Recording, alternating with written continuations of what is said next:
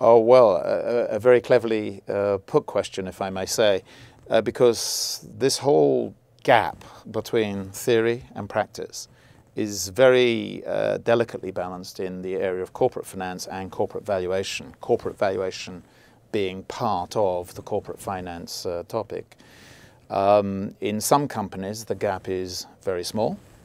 In other words, the way decisions are actually made very closely follows the theoretical concepts, and sometimes the gap is very large.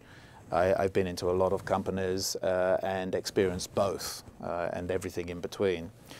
Our role on this course is to explain the theory, but then adapt it in the context of practical decision making, to explain why those gaps exist, but very much the practical focus of decision making is the key focus of our course, supported by hands-on case studies to implement valuation in a number of different contexts.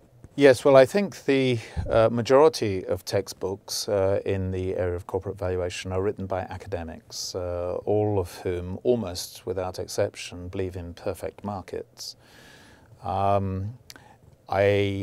For example, a lot of people feel that there is no difference between a price and a value.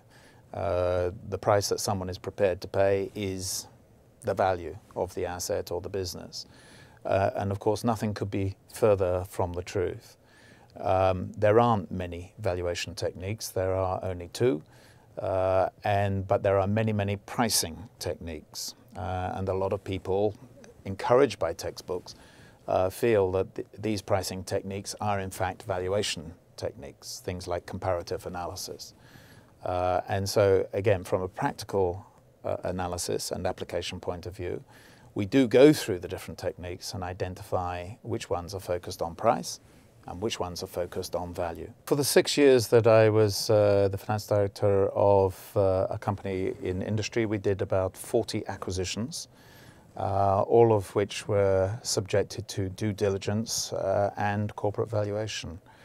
So I spent a chunk of my time very much evaluating the acquisitions that our company made, and also doing the post-mortem analysis, post-acquisition, of how much value we had either created or indeed destroyed. And believe me, on occasions, some of our acquisitions did, in our assessment, destroy value. So it's an area where I've had a lot of practical exposure.